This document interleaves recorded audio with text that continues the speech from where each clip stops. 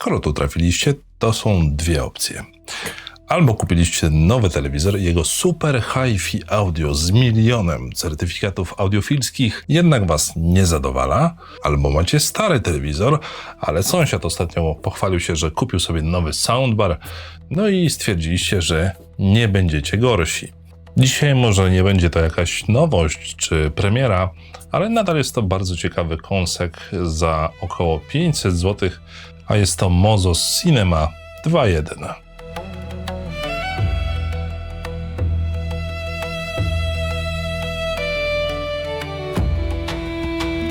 Sprzęt został mi udostępniony do testów przez markę Mozos, jednak nikt oprócz mnie nie ingerował w treść tej recenzji. Testowałem go przez kilka tygodni w naprawdę przeróżnych scenariuszach. Były to gry, były to seriale, były to filmy, była to muzyka, czyli w takich absolutnie realnych scenariuszach. Więc jeśli jesteście ciekawi, jak sprawdza się tak budżetowy sprzęt w realnym użytkowaniu, to zapraszam was do oglądania.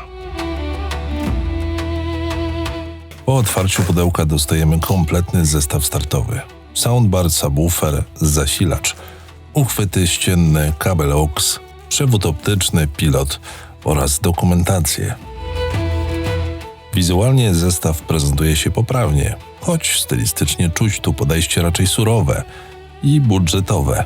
Design nawiązuje do identyfikacji Mozos, ale wygląda momentami jak projekt sprzed dekady. Subwoofer pozytywnie zaskakuje konstrukcją. Obudowa wykonana jest ze sklejki i płyty wiórowej, a nie plastiku, co realnie wpływa na charakter brzmienia. W środku nie znajdziemy jednak wygłuszenia, a bass reflex jest stosunkowo krótki. Mimo to całość działa lepiej niż można by zakładać po samej konstrukcji. Soundbar to już klasyka segmentu budżetowego. Plastikowa obudowa oraz materiałowy front, przypominający tkaniny spotykane w tańszych głośnikach Bluetooth. Na górze znajdziemy małą ściągawkę z funkcjami przycisków i okazuje się ona zaskakująco potrzebna, ponieważ urządzenie nie posiada żadnego wyświetlacza. Informacje o trybie pracy dostajemy wyłącznie poprzez kolorową diodę LED, co niestety utrudnia codzienne użytkowanie. Na papierze wygląda to całkiem solidnie. System oferuje deklarowane 80 W RMS, co bez większego wysiłku deklasuje większość wbudowanych głośników telewizorów. Za niskie tony odpowiada 6,5-calowy subwoofer, który według specyfikacji schodzi do około 35 Hz. Nie jest to poziom dużych, aktywnych zestawów kina domowego, ale podczas oglądania filmów bas jest wyraźnie odczuwalny. W 70 cm listwie pracują dwa przetworniki odpowiedzialne za średnie i wysokie pasmo, których największym zadaniem jest czytelność dialogów i do tego jeszcze wrócimy. Łączność obejmuje HDMI ARC, Bluetooth 5.0, wejście optyczne, USB i AUX. Na pokładzie znajduje się procesor DSP, który obsługuje 3 tryby EQ oraz możliwość ręcznej regulacji basu i sopranu z poziomu pilota. I to akurat jest bardzo istotne.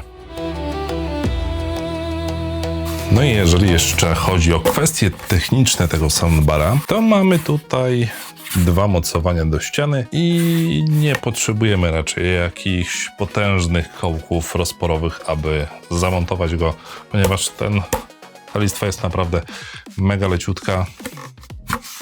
Jeszcze pragnę nadmienić temat złączy w tym soundbarze, ponieważ bardzo fajną rzeczą jest ten HDMI ARC. Nie każdy soundbar to posiada, zwłaszcza jeżeli mówimy o tych soundbarach budżetowych. Bardzo często się spotkałem z tym, że w ogóle tego wejścia nie ma i na przykład mamy do dyspozycji tylko USB i optyczny i to jest wszystko. Natomiast tutaj troszeczkę jestem pod wrażeniem tego, że w tej kwocie udało się upchnąć w zasadzie wszystkie dostępne obecnie możliwości połączenia się z tym soundbarem również poprzez Bluetooth. Choć Bluetooth moim zdaniem nadaje się tylko do puszczenia sobie gdzieś muzyki, bo ten Bluetooth testowałem zarówno w telewizorze, jak i w komputerze i niestety synchronizacja audio-wideo jest raczej na takim dość średnim poziomie. Natomiast naprawdę ten ARC jest bardzo fajny, ponieważ tak skrótowo, jeżeli ktoś się nie orientuje, Wystarczy, że podłączamy ten soundbar do telewizora przez HDMI, odpalamy tam oczywiście tą kontrolę elektroniczną z poziomu telewizora i wtedy sterujemy sobie głośnością tego soundbara już pilotem od telewizora, więc nie potrzebujemy używać tego konkretnego pilota od soundbara. Tam w zasadzie sobie jak skonfigurujemy dźwięk do takiego stopnia, aby nam on odpowiadał, no to już możemy sobie gdzieś do szuflady położyć ten pilot i już resztę sterować za pośrednictwem pilota od telewizora. No dobrze, to jak wypada dźwiękowo? Tutaj zaczyna się najciekawsza część. Soundbar faktycznie ma taki lekko kinowy charakter.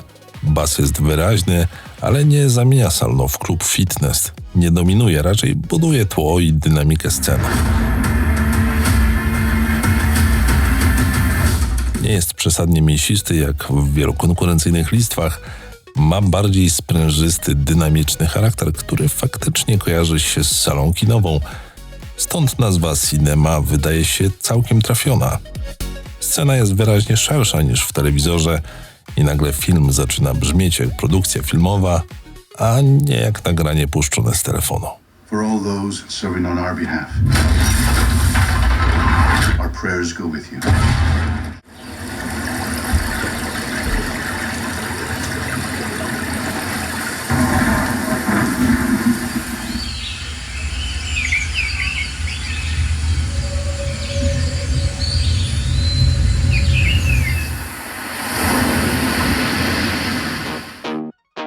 Tryb dźwięku, istotna rzecz, dostajemy 3 tryby. Film, dialog, muzyka. I powiem wprost, przez większość testów korzystałem z trybu Music. Tryb Movie sztucznie podbija środek i lekko ucina skrajne pasma, przez co dźwięk robi się kartonowy. Sprawdza się momentami w trailerach, ale w dłuższym odsłuchu męczy. Tryb dialog jest bardzo specyficzny. Sensownie wypada właściwie tylko przy podcastach nagrywanych na ciepłych mikrofonach studyjnych. W większości materiałów brzmi po prostu zbyt zamknięcie i mętnie. Tryb Music oferuje najbardziej neutralne brzmienie, bas pozostaje kontrolowalny, środek lekko cofnięty, góra wyraźna i czysta. Po drobnej ręcznej korekcie zestaw zaczyna grać zaskakująco dobrze.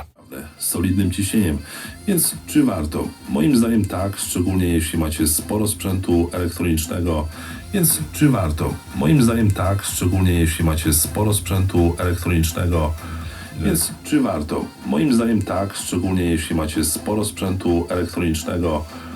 sporo zakamarków, które...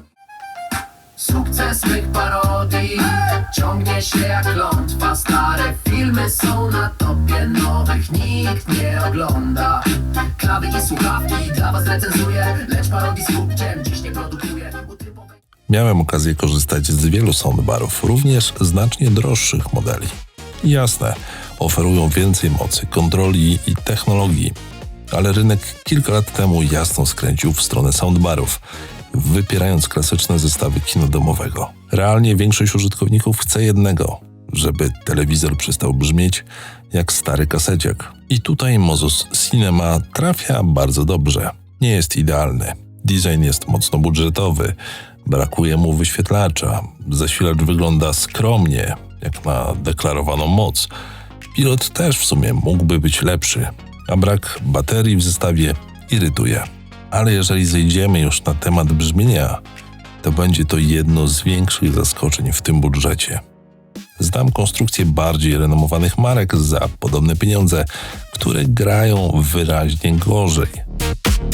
Podsumowując, nie znajdziecie tu audiofilskich cudów. Fizyki nie da się oszukać, ale dostajecie uczciwy, funkcjonalny i zaskakująco dobrze brzmiący zestaw 2.1. HDMI ARC znacząco poprawia komfort użytkowania, możliwość ręcznej korekcji pozwala dopasować brzmienie pod własne preferencje, a bas w końcu nadaje filmom odpowiednią skalę. To sprzęt, który równie dobrze sprawdzi się w salonie, garażu czy na altanie podczas spotkania ze znajomymi. Jeśli szukacie rozsądnego kompromisu między ceną a realną poprawą dźwięku, to Mozos Cinema jest jedną z najciekawszych propozycji do około 500 zł. To wszystko na dziś. Dzięki za oglądanie. Mam nadzieję, że nie zanudziłem Was tym materiałem. Czekajcie na kolejne recenzje. W tym roku troszeczkę zmieniam repertuar. Jeżeli macie jakieś pytania odnośnie tego soundbara, piszcie śmiało w komentarzach. Subskrypcje i lajki również są bardzo mile widziane. Mam nawet maleńką prośbę, jeżeli nie jest to dla Was problem, to udostępnijcie ten film swoim znajomym, bo to też w jakiś tam sposób troszeczkę zwiększy moje zasięgi. To wszystko na dziś i do zobaczenia w kolejnym.